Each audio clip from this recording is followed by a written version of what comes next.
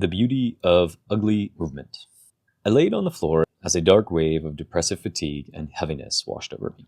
A massive pressure weighed on my head, and that characteristic optimism telling me there's always a way out, reframe, or way to step back to see the bigger picture seemed to be failing me. I didn't see a way out of what was happening to me, the seeming hell of a mind viciously swirling in an anxious and disturbed spiral. The same hell that Vipassana meditation had so kindly reacquainted me with several months prior in Koh Phangan. Yet I was frozen and encroaching into deeper and darker psychological ground. Luckily, having been introduced to Richard Schwartz's internal family systems IFS model, I had a new vocabulary for these occasional emotional overloads. At this very moment, I was firmly in the grips of a firefighter shutdown. IFS provides a useful toolkit, when applied mindfully, to notice familiar patterns or feelings when they are happening. In turn, it provides a signal about your internal ecosystem to your conscious brain. In IFS, there are a group of parts called exiles, which, according to Schwartz, are the disowned parts of us that we cast out of our happy little internal family. This is done to keep the illusion of peace, but more often as a survival strategy when navigating the world. The problem is, when an exile is poked or an uncomfortable feeling is belabored upon without care, our protective parts show up. First comes the managers, then the firefighters. As I started to notice these feelings and what it meant, I inquired to myself, if this is a firefighter, what is it trying to protect me from? What's the exile or feeling it's trying to get me to avoid? An internal voice, having apparently received my metaphorical tennis serve, shot back with, I miss her. Her refers to a broken connection. I had been grieving for the prior few months and felt I should rightfully be over by now. Unfortunately, internal emotions don't seem to be punctual to assigned timelines. At this moment, I wanted to tear up and weep, but my body felt unable. Frustrated, I resigned myself to laying on the floor once again in hopes that I could convince myself, in earnest, that this wave of emotion, the ebb and flow of being human, would not last forever. Yet, in the next instant, I felt the desire to yell and roar. With the pressurized container walls closing in on me, the animal side had apparently woken up. But before I can get into what happened next, an IFS manager in me insists on explaining the science behind what is going on. When deep emotional pain hits, the brain registers it along some of the same pathways as physical injury. A real, measurable surge of adrenaline, noradrenaline, and cortisol hits the body as it braces for a fight it can't have. Polyvagal theory has an explanation for when this happens. When you can't fight or flee, the dorsal vagal system slams the brakes and locks you into a freeze instead. That's the science, but it doesn't explain why some people stay stuck long after the initial activation is gone. For that, we need to turn to Peter Levine. In Levine's landmark title, Waking the Tiger, he argues that the chemical cocktail doesn't just dissipate when the freeze lifts. It can stay trapped in the muscles, which is often that ongoing tension and edge that somebody feels. A nervous system still bracing for a pain that's already over. But that description isn't new, it turns out. Long before Levine had a lab, Hindu and yogic traditions had a name for this residue, samskara, or granati, literally meaning knot, a blockage that gets reactivated by something as innocent as a song, a smell, or a memory. Singer writes about this in his best-selling book, The Untethered Soul, and reading him next to Levine feels less like two separate fields and more like the same observation using two different languages. Levine's research showed what resolving it could look like in the wild. After a predator encounter, animals shake for minutes, visibly burning off the leftover charge before walking away unbothered.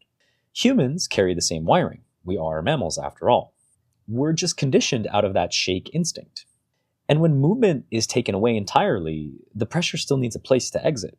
Sometimes the only way left is through language. In the dramatized film inspired by his life story, Get Rich or Die Tryin', Curtis 50 Cent Jackson plays Marcus Greer, a convicted drug dealer sent to prison where he eventually chooses to turn away from criminal life to pursue his passion for music. The turning point in the film sees Greer in solitary confinement.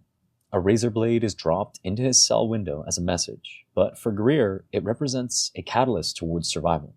I had to express myself or die, Greer, Curtis Jackson, says as a camera pans over a dark room with a solitary man etching his personal pain and struggle for survival lyrically in stone.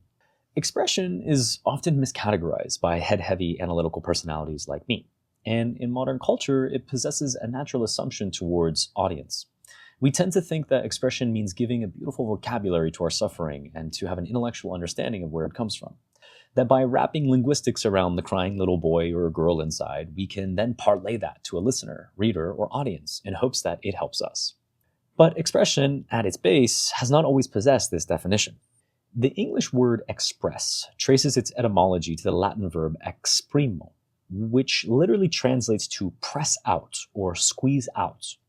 To communicate, for example, you have to mechanically squeeze thoughts out of your head and shape them into distinct, clear words, like pressing a seal into wax. Yet in modern culture, we tend to view expression in vain terms, through a permanent lens of aesthetics rather than physical mechanics. We believe we need an audience to express to, in order to express at all. A more whole view of expression perhaps captures not only communication, but discharge, like squeezing juice from a fruit.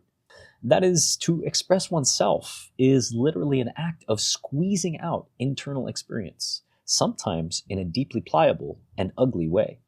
Resolute not to fall further down the spiral that pulled me near, I stood up from the floor and reached out to a lifeline. As I slid my 2000-style MP3 player into my pocket, fixed the rugged earbuds into my ears, and closed my eyes, I hit play. The music began, and I started to swing my arms slowly, then violently in the air, as I moved my feet back and forth. Stomping on the ground, jumping up and down, I spun in circles, hoping I wouldn't knock any furniture over. Feigning the voice of my inner critic, commenting on how idiotic and genuinely unstable I looked, I continued the motions as my inner compass commanded.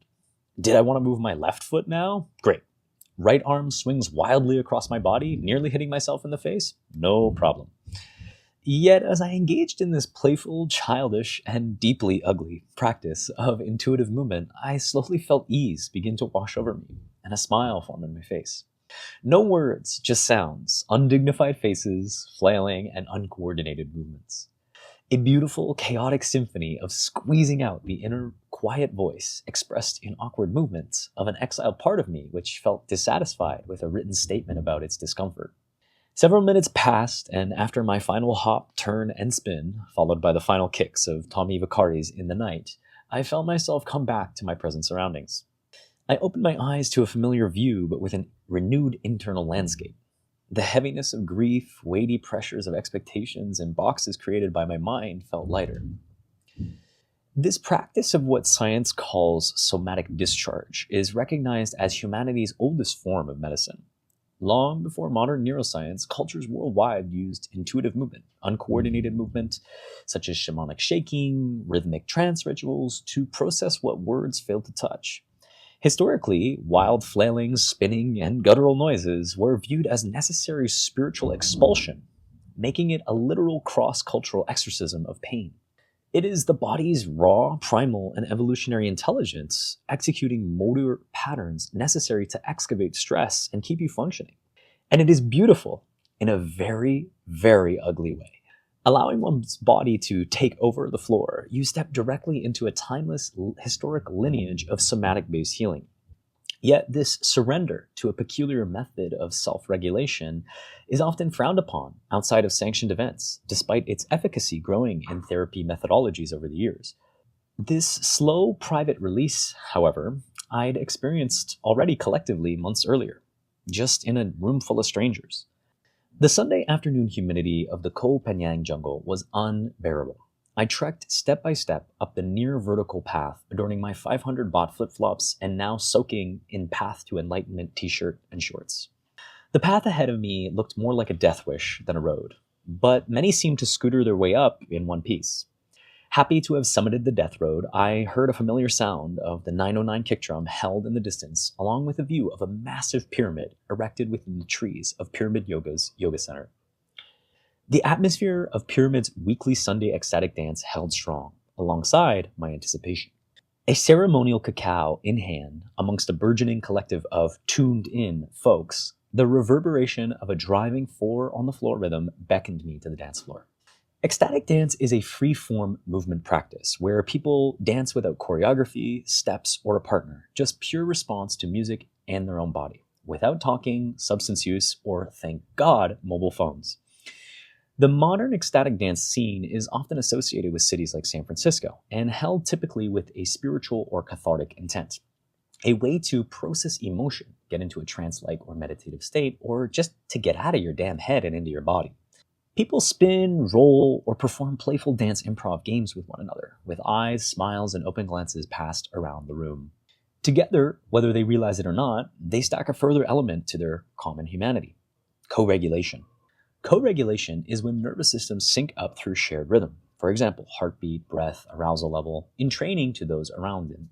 It's why group dance, ritual, and therapy feel calming. You borrow nervous system stability from others until you can hold it yourself. No wonder we reach out to others.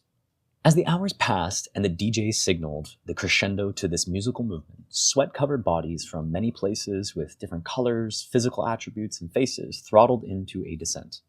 A collective symphony of vocalizations, sighs, auditory release, dissipating the tension of an all-afternoon dance session. Everyone moved in a zen-like calm to the exit, with exchanges of embraces, nice to see you, and see you next time, as the artisans packaged up their clothes and wares. Like some sort of collective exorcism had just occurred, and now everyone was just back to their everyday waking life. Every Sunday, this ritual happens in a mosquito-infested jungle on the small island in the Gulf of Thailand. A dropping of the mask of "I've got everything together" back-to-back Zoom calls into an animalistic communal co-regulation. As a DJ for over 14 years, I've always loved to dance and mix music. Familiar memories ranging from practicing how to shuffle in my university dorm room to late-night sessions in the open air of Berlin's clubbing scene. The through line in all of my experiences has been something real is going on here inside of me when I dance and move. I've often felt some of the most profound revelations I've had happened on the dance floor. I've found, released, and lost love, sadness, anger, loneliness, fear, ordinariness, authenticity, fun, and much more on the dance floor. I've also encountered my own ego, vanity, envy, comparison, fear of not belonging, and inadequacy too. But through all these emotional expressions, the kick drum keeps sounding, so you've got to keep on grooving. Yet I know none of this would be possible if the fear of looking foolish or stupid override the emotional joy felt when a rhythm catches me and my body wants to move. If we shame ourselves in avoiding embodied movement, whether aesthetic or uncoordinated, we cut ourselves off from an oxygen to breathe and thrive in our emotional world rather than just survive it. I've always found those most entrained to dance tend to be the most comfortable with themselves, their shadows, light, darkness, foolishness, and joy. They take themselves seriously enough to know that sometimes in life you've got to shake it, but not so seriously as to forget that dance is ultimately not about aesthetics, but personal and human transformation. My intuitive dance didn't make me stop missing her, or the grief that comes with her, but it stopped me from silencing the part of me that does, and the part of me that needs to explain, analyze, and think it through, too. She still turns up in my thoughts, usually uninvited, now and then, but I just try to dance with her now, rather than just pretend.